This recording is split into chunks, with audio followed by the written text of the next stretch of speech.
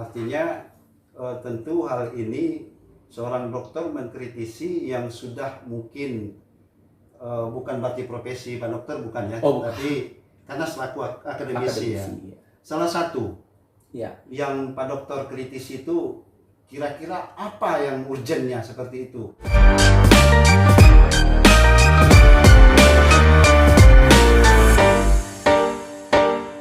Santai ya, Bung Dede atau Dokter Dede Kusnadi ya. Selamat malam. Malam, Bung Idris, terima kasih.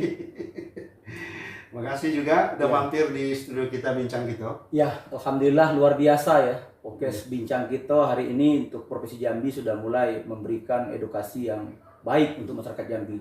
Rapat kita bersama nanti mudah-mudahan Bincang Kito akan selalu eksis, Bung Idris. Amin, amin. Mudah-mudahan artinya kan kita sengaja mengembangkan media seperti ini ya, tujuannya memang untuk publik dan menyampaikan edukasi pastinya. Dan hari ini pemirsa, ini dia Dr. Dede Kusnadi. Siapa yang nggak kenal, yang selalu mengkritisi pemerintah, terkadang juga membaur dengan pemerintah. Ya, kita ingin tahu aja sosoknya ini seperti apa kok. Dibilang begitu gesit juga di pemerintahan. Mungkin bidangnya kali ya. Tapi ngomong-ngomong hari ini pemirsa, beliau ini akan dinanti oleh mahasiswa-mahasiswinya ya. Pastinya di Universitas Islam Sultan Taha Saifuddin Jambi. Beliau seorang dosen. Dan hari ini kabar berita terbaiknya akan dinanti seluruh mahasiswanya bidang apa tadi? Kajian publik, pemerintahan dan politik. Beliau akan menjadi profesornya. Insya Allah, ya terima kasih, mudah-mudahan mohon doanya. Ngomong-ngomong sedikit nih sebelum mengarah menjadi profesor, pasti Bung Dede atau Dokter Dede ini punya background yang artinya luar biasa, cukup dikenal ya, dan kesehariannya seperti apa. Tapi saya sendiri ini masih ingin tahu, ini mau menggali keseharian Pak Dokter itu seperti apa dan pencapaiannya.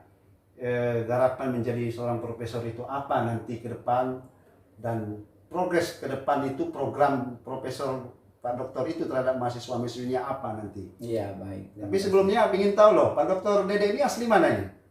Kalau asli Indonesia yang jelas. Kelahirannya. Ya, kalau secara universal ya asli pribumi Indonesia. Pribumi Indonesia. Ya, kan? Asal. Tapi kalau asal kedaerahan ya asli Provinsi Jambi. Karena kita di Provinsi Jambi juga dilahirkan di Provinsi Jambi, tepatnya di Kabupaten Sarolangun, Provinsi Jambi begitu. Jadi kalau kedaerahan lebih kental, artinya lebih kental sebagai isu yang parlementer hari ini putra daerah gitu. Putra daerah. Iya. Lanjut Pak Dokter, ngomong-ngomong ini Pak Dokter, masuk ke Jambi dulunya gimana bisa sampai ke kota Jambi ini sehingga bisa sampai hari ini menjadi seorang dosen di UIN itu sendiri? Iya, saya sebenarnya tuan rumah, Bung Idris. Saya tuan rumah di negeri sendiri. Memang saya aslinya memang besarnya di kota, walaupun asal ibu dan ayah dari Kabupaten Sarolangun, tepatnya di Kecamatan Batang Asai. Cuman memang menempuh pendidikan banyak di Jambi, tapi pendidikan sekolah tinggi banyak di Pulau Jawa waktu itu. Namun setelah berproses di luar, ya tentu kita akan rindu kampung halaman kita, ya siap kita berkontribusi dalam keilmuan, dalam hal-hal yang positif untuk masyarakat Jambi ke depan. Begitu kira-kira. Insya Allah akan kita memberikan edukasi yang terbaik, saran dan pendapat, agar anak-anak Jambi itu maju, ya kan? Dulu pernah saya waktu kuliah di Pulau Jawa dikatakan, anak Jambi itu yang mana ya? Katanya yang kubu gitu ya. Ya betul, saya bilang. Memang anak Jambi itu memang orientasinya yang kubu. Pak Dokter kubu juga berarti nih? Ya orientasinya seperti itu ya kan. Karena kan terkenal suku primitif yang paling menjadi viral waktu di Indonesia, di Pulau Jawa itu, Sumatera itu, Jambi itu terkenal dengan identik suku kubu pada waktu itu. Suku anak dalam lebih ya, kalau mungkin kubu lebih kasar bahasanya, tapi suku anak dalam yang hari ini juga suku anak dalam sudah mulai memberikan citra dirinya sebagai masyarakat seperti kita semua. Luar biasa ini Pak Dokter. Iya. Tapi hobi mengkritik, benar itu? Enggak juga lah. Kalau mengkritis itu kan selaku akademis ya. Hah? Kita juga sebelum mengkritisi tentu kita mengkritisi diri kita, Bung Idris, ya kan? Ya. Namun hal-hal objektif dari sebuah pandangan analisis itu saya pikir sebagai akademik, ya kan, sebagai pengamat itu kan sah saja. Terlepas apapun nanti reaksi publik, apapun penilaian publik, ya kita serahkan kepada mereka. Kita kan hanya menganalisis, melihat sesuatu yang terjadi sehingga kita rangkum sebagaimana yang menjadi fakta di lapangan. Tentu itu harus kita publikasikan. Kenapa harus takut kalau itu memang benar? Nah, kalau memang itu kira-kira melewati daripada aturan undang-undang, saya juga mungkin tidak tupoksi saya ke situ. Kira-kira begitu. Tapi selama mengkritisi, ada problem nggak? Baik dari pemerintahan ataupun dari kampus sendiri? Wah, banyak, itu banyak. Menuai kontroversi lah kalau masalah apa tadi itu tanggapan itu beragam. Ada yang baik, ada yang jelek. Itulah ya, biasalah. Namanya apa ya? Namanya proses ya, proses kritisasi, ya kan. Hal itu saya pikir sewajarnya saja. Gitu ya. Iya, tapi tidak kita menjadikan suatu takut ataupun hal-hal lain ya, namanya kritisi ya. Ada ya penekanan, ada hal-hal lain itu memang sudah menjadi bagian dari publik. Karena konsumsi publik itu begitu, ada indikatornya apa namanya itu komunikasi sosial, ada indikatornya tentang sumber daya, lalu bagaimana implementasinya, lalu bagaimana hubungannya terhadap publik atau masyarakat. Itu menjadi tantangan kita ke depan. Artinya tentu hal ini seorang dokter mengkritisi yang sudah mungkin bukan berarti profesi Pak Dokter, bukan ya, tapi karena selaku akademisi ya. Ya. Salah satu Ya. yang Pak Dokter kritisi itu kira-kira apa yang urgennya seperti itu? Ya, tadi kan kebijakan ya. Kebijakan ya. Kebijakan. Bagaimana implementasi kebijakan itu ya, sayogianya kan kalau bicara kebijakan itu kan tentu yang berwenang kan adalah pejabat pemerintah. Iya, iya. Ya kan, pejabat pemerintah itu kan banyak, ada eksekutif, legislatif, dan yudikatif sebagai fungsi pengawasan. Nah, yang kita kritisi itu kan sebenarnya sayogianya seorang pemimpin, seorang pemimpin birokrasi.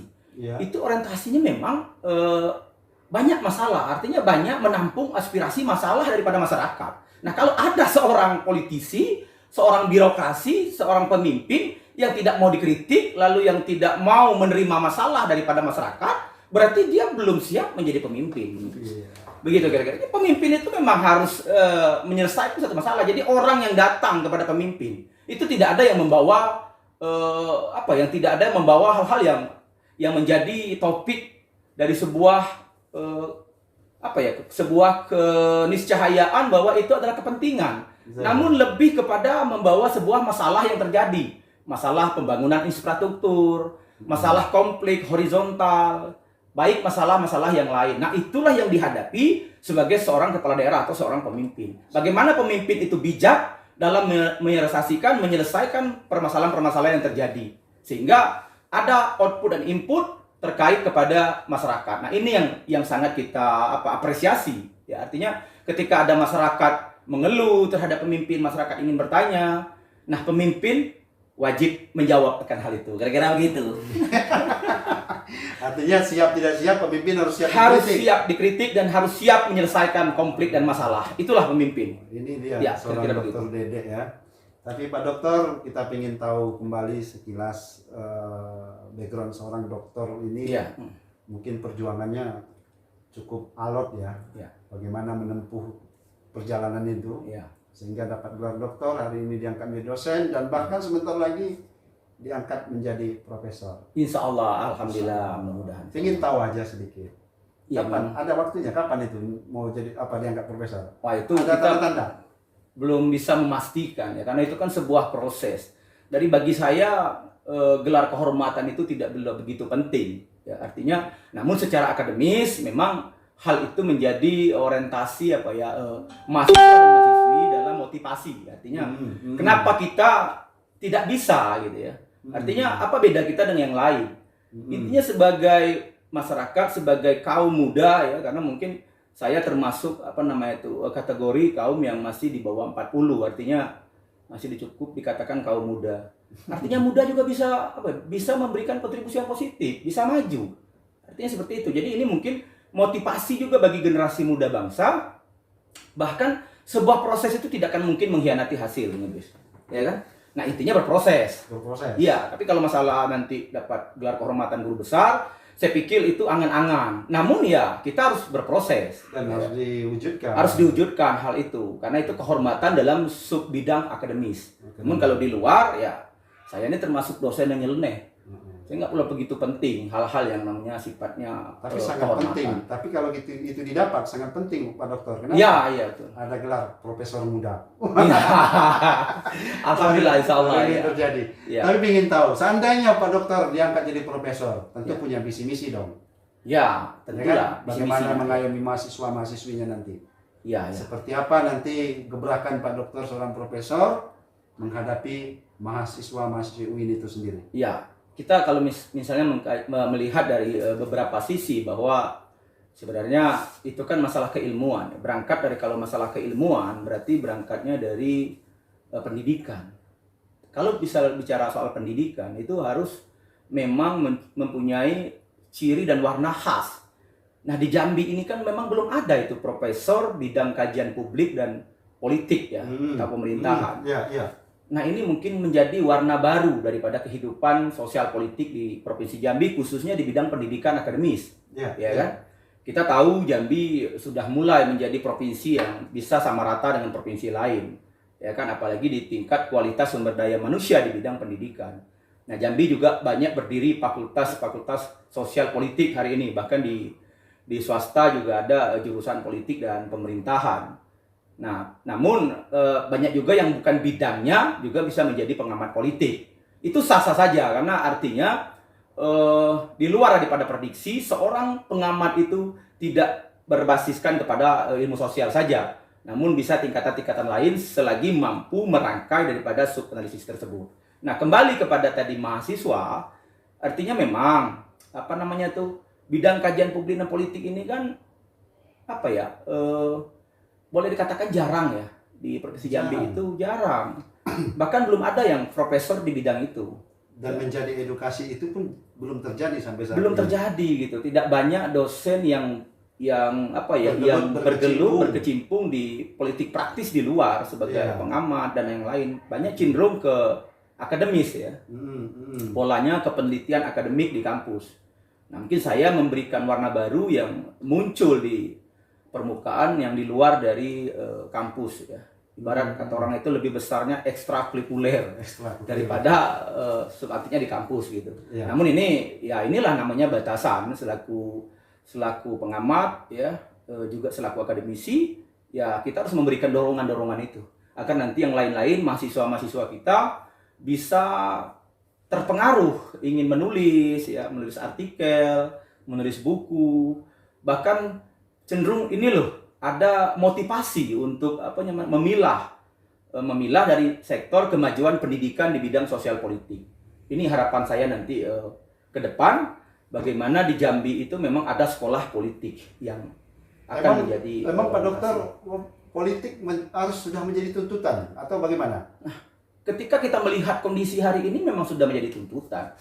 Orang lebih cenderung kalau bicara politik itu viral dan menjadi terobosan baru. Wah, ini luar biasa ya, karena lingkungan daripada pemerintahan dan kekuasaan itu sangat lekat dari sebuah kesejahteraan. Ya kan? Nah, ketika bicara soal kesejahteraan, ada politik di dalamnya. Orang pasti. Kenapa masyarakat ingin sejahtera? Ya, masyarakat pasti berbicara politik. Ada hal-hal yang terkait di bidang politik ini memberikan manfaat terkait keberlangsungan hidup dan kesejahteraan masyarakat. Ya kan? Yang urgensi itu di bidang ekonomi. Bagaimana meningkatkan ekonomi kerakyatan, bagaimana memberikan fasilitas pelayanan publik, apa jangkauan pemerintah, jangka pendek, jangka menengah, dan jangka panjang, sehingga Renstra itu betul-betul berimplementasi kepada masyarakat banyak. Nah, kalau bicara di Provinsi Jambi khususnya, nah itu yang harus kita telurkan ya, sehingga menjadi konsumsi publik dan meningkat daripada ekonomi kerakyatan, sumber daya manusia, infrastruktur dan lainnya. Ini menjadi urgen, menjadi hal yang paling dinanti oleh masyarakat Jambi, saya pikir, Bung Idris. Luar biasa. Tapi kan begini Pak Dokter. Ya, Ketika bicara politik pasti banyak bicara kepentingan juga ini. ya, Dan dimanfaatkan oleh oknum lah katakan Iya. atau pribadi. ya. Ya kan? Jadi apa ya? Kesan untuk kesejahteraan masyarakat itu jauh api dari panggang. Iya, Ini yang terjadi. Bagaimana Pak Dokter menyikapi ini? Ini pertanyaan Bung Idris ini meruncing atau gimana? Ini luar biasa, ya. Saya sebenarnya bukan kapasitas saya menjawab hal itu. Sebenarnya kapasitas Ini kan selaku pengamat, Ya, iya. ya kan? Selaku akademisi. Iya. Apalagi bentar lagi beliau ini profesor loh, harus bisa menjawab tantangan itu. Tapi ini suatu pertanyaan yang sangat tajam dan meruncing. Ini semestinya harus dijawab oleh pejabat publik, ya kan? Tapi kalau misalnya kita menyoroti akan hal itu, saya pernah melihat ya pembagian tugas itu. Artinya memang ke masyarakat juga. Kenapa sekarang pejabat publik selaku eksekutif kurang ya kalau misalnya terhadap masyarakat itu terkait misalnya ada hal-hal bantuan yang teknis. Salah satu contoh. Salah satu contohnya misalnya ada kegiatan, ada bantuan teknis itu prosesnya itu cukup lama birokrasi itu, ya kan? Iya. Banyak sekali lah hal-hal yang dapat mungkin sehingga menuai konflik dan menuai kekecewaan publik, apalagi generasi-generasi mahasiswa dan lain sebagainya. Nah, beda lagi kalau di fungsi legislatif sekarang ada dana anggaran taktis ya. Maka disebut di situ apa ya? Anggaran aspirasi. Oke, Nah, kalau yang terbaru sekarang. iya, anggaran aspirasi masyarakat. Jadi ketika dewan itu turun ke lapangan, mereka punya anggaran aspirasi yang untuk memang diberikan kepada masyarakat, kepada publik terkait apapun kegiatan yang diserap oleh dewan tersebut ke lapangan. Lalu apa bedanya dengan eksekutif, misalnya bupati, gubernur? Itu nggak ada lagi dana yang namanya aspirasi masyarakat, itu nggak ada. Dana tatip daripada dana yang harus daripada itu, kepala daerah itu sekarang nggak ada lagi dianggarkan untuk itu. Sehingga kalau kepala daerah turun ke lapangan ya hanya disiapkan dengan sesuatu yang sudah diatur dalam aturan kebijakan. Tapi dana taktis untuk hal-hal yang urgen sifatnya itu memang sudah tidak dianulir lagi. Jadi ini yang agak pembeda antara eksekutif dan legislatif. Kenapa legislatif ada dana aspirasi sementara eksekutif tidak ada? Bukan berarti saya membela eksekutif, tapi eksekutif memang tidak ada lagi dana aspirasi itu, dana taktis untuk hal-hal yang urgen. Nah, ini ada kecemburuan sosial barangkali eksekutif dan legislatif. Sebenarnya kan secara formalitasnya jelas pemilihan sesama pemilihan langsung. Pejabat eksekutif dipilih masyarakat langsung, pejabat legislatif juga dipilih masyarakat langsung. Harusnya seimbang, Bung Idris, kira-kira begitu. Ini hanya asumsi dan pendapat saya. Tapi secara artinya ini kan semua punya kepentingan ya. Jelas, semuanya punya kepentingan. Tapi itulah yang kita maksud tadi Pak Dokter. Ya. Inilah yang terjadi banyak kerancuan ya. Ya. Baik di eksekutif, legislatif, Ya. bahkan mungkin kepada personal pun terjadi hal demikian. Iya, betul. Begitu. Ya kan? Iya. Mungkin di kalangan ketika mungkin kita ada suatu agenda besar pilkada Ya. umpamanya ini ya kan, Ya. atau pilgub atau pilbub, terkadang di situ terjadi kontrapolitik yang sangat kuat, saling sikut-sikutan kadang-kadang terjadi. Ya. Karena apa? Karena kepentingan tadi Pak Dokter. Ya. Padahal yang mereka harapkan kesenjangan sosial dan kesejahteraan. Kesejahteraan. Ya kan? Iya. Ketika sudah didorong jadi, maka kadang-kadang Iya. lupa Lupa. dengan siapa yang memperjuangkan. Nah, itu. Malah rakyat juga kan. Iya, iya. Nah, ini yang terjadi di luar itu kadang-kadang tanda kutip menyalahkan pemerintah. Iya. Apakah politik itu seperti itu kejamnya? Iya. Kan ini menjadi tanda tanya. Sehingga lupa dengan siapa yang terkadang memberikan dia ruang untuk menjadi seorang pemimpin Iya. atau menjadi seorang legislator. Iya. Nah, menurut saya Pak Dokter, hal ini harus juga menjadi bagian dari kajian ketika Pak Dokter jadi profesor. Iya. Kalau saya pinginnya itu menjadi kajian agar mahasiswa-mahasiswi kita, generasi kita itu memahami sejauh apa konteks politik itu berjalannya dengan Iya. baik. Nah, ini yang belum ada sampai saat ini Pak Dokter. Iya, sebenarnya benar juga ya, karena Ya. memang ya itu memang menjadi sorotan publik ya. Terkait hal-hal seperti itu memang itulah saya katakan kembali bahwa memang orientasi politik itu tidak semuanya tidak baik. Politik itu sebenarnya baik. Dari zaman Rasulullah itu sudah mengajarkan politik itu baik dan benar. Tapi orientasi baik dan benar itu adalah kembali pada kesejahteraan masyarakat. Nah itu, bagaimana kesejahteraan masyarakat itu mampu memberikan apa ya, kekuasaan itu mampu memberikan kebijakan itu yang betul-betul orientasinya kepada kebutuhan rakyat. Jadi jangan disalah asumsikan sehingga ketika menjadi pemimpin kok rakyat yang harus nemuin pemimpin. Semestinya pemimpin yang turun kepada rakyat, apa sih kira-kira kendala yang rakyat butuhkan atau masyarakat butuhkan. Nah, seperti itu. Cuman terkadang-kadang ya. Tapi sudah ada contoh yang turun ini ya. Anggota kita DPR kita salah satunya. Ya kalau masalah pemimpin yang banyak turun itu ya itu sah-sah saja. Kewajiban. Karena itu kewajiban. Ada beberapa calon presiden kita yang dari mantan-mantan gubernur yang saat ini masih juga menjabat gubernur ya. Itu gaya, artinya gaya kepemimpinan. Terkadang gaya kepemimpinan yang merakyat barangkali ini. Cuman kan tidak juga butuh dengan gaya. Iya. Tapi butuh dengan apa ya? Sumbangsi pemikiran, lalu bagaimana menggerakkan sebagai generator seorang penguasa ini dapat betul-betul memberikan jawaban di tengah-tengah masyarakat. Itu yang lebih penting. Luar biasa. Gitu, Jadi Dr. inilah pemirsa seorang Dr. Dedek Kusnadi. Pastinya perbincangan ini ya hanya ingin menambah wawasan buat kita semua. Iya, buat kita semua, Pak Dokter ya. Dan saya juga memberikan motivasi kepada anak muda, kepada mahasiswa.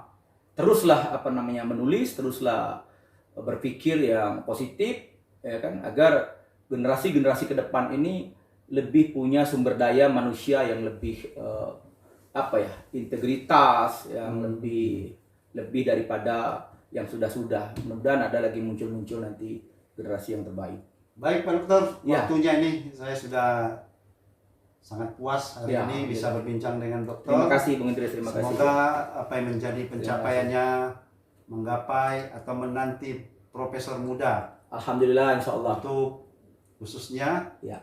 kampus UIN bidang kebijakan Publik dan publik politik. Ya. dan politik. Ini Iya. Dr. Dedek Kusnadi. Ada pesan nggak untuk masyarakat Jambi atau mahasiswanya? Pesan kepada mahasiswa ya. Ya, Kepada yang mana aja? kepada mahasiswa saya teruslah berproses bahwa proses itu tidak akan mungkin mengkhianati hasil.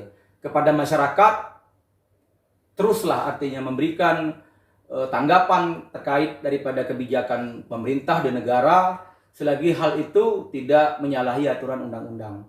Karena memang ya sebagai masyarakat biasa seperti kita ya tentu kita inginkan yang terbaik untuk bangsa ini, Bung Idris. Itu yang saya pikir. Nah, sebagai adat Melayu Jambi, di mana bumi dipijak, di situ pula langit dijunjung. Di mana tembilang dicacak, di situ pula tanaman tumbuh. Nah, dari hal ini, mari kita rangkum bahwa di mana kita berada itu kita harus mengikuti kultur dan budaya yang sudah ada dari turun-temurun ke pada saat ini. Artinya jangan menghilangkan sejarah lah begitu ya. Karena kita orang Jambi, jangan bilang sejarah. Ini Jambi ini kan suatu daerah berajo, daerah Rajo. Nah, tapi jangan pula nanti sebagai pejabat publik nak berajo di kampung Rajo. Wah, ini salah. Ya gitu kira begitu. Kalau untuk pesan dari profesor, anggap hari ini Pak Dokter Profesor, Ya. apa pesannya Pak? Ya, kalau pesan untuk itu ya gimana ya? Karena ini belum ya, baru proses ya. Artinya mohon saja doanya kita semua bisa memberikan kontribusi yang positif bagi masyarakat dan mampu untuk untuk merealisasikan, bersinergi agar semua berjalan dengan baik dan normal dan bisa memberikan masukan kepada pemerintah daerah, juga mengedukasi kepada masyarakat Jambi. Begitu kira-kira Bung Idris. Baik Pak Dokter. Terima kasih Pak Dokter. Ya, Selamat oke. malam. Selamat malam. Sampai jumpa kembali. Terima kasih juga Bung Idris. Assalamualaikum warahmatullahi taala wabarakatuh. Assalamualaikum.